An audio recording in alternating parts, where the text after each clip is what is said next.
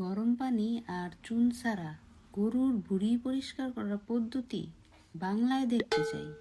এইবারের কুরবানির ঈদের মাংস যদি পরের বছর কুরবানির ঈদ আসা পর্যন্ত ফ্রিজে রেখে রেখে খাই, তাহলে কি কোনো গুনাহ হবে? কুরবানির মাংস কি সমান ভাগে 3 ভাগই ভাগ করতে হয়?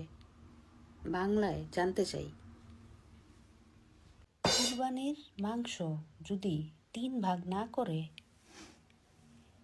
পুরাটা যদি নিজেরা খাই, তাহলে কি গুনাহ হবে? বাংলায় জানতে চাই।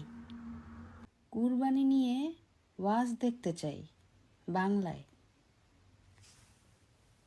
কলিজা ভুনা করতে গেলে কালো হয়ে যায়, এটার কারণ কি?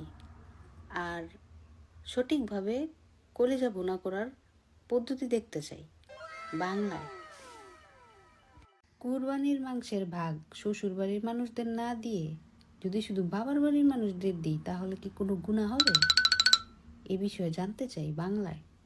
কিভাবে বাসায় বটি ছুরি খুব ধার করব, দোকানদারদের মতো? বাংলায় দেখতে চাই। গরুর মাংসের মজার মজার রেসিপি দেখতে চাই। বাংলায়। পাশের বাসার এক মহিলার সাথে আমার ঝগড়া, এখন তাকে যদি মাংস না দিই, তাহলে কি গুনাহ হবে? বাংলায় ওয়াজ দেখতে চাই। কারো যদি সামর্থ্য থাকে তাও যদি কুরবানি না দেয়, তাহলে কি গুনাহ হবে? এই ব্যাপারে জানতে চাই। যারা সুদ খায়, ঘুষ খায়, তাদের কি কুরবানি কবুল হয়? বাংলায় দেখতে চাই। ওই দেখ, তোমার ফোনে জানি কি হইছে, চার্জ দিতেছি আহে নাকে। তুমি যে এত ফালতু জিনিস চার্জ দাও, এটি আইব তোমার মনে হয়? আত্মীয় স্বজনরা কেমনে কুরবানির মাংস না দেওয়া যায়, শ্বশুর বাড়ির মানুষের কেমনে না দেওয়া যায়, গুণা হইব নাকি? এটি কোনো চার্জের জিনিস হইলো?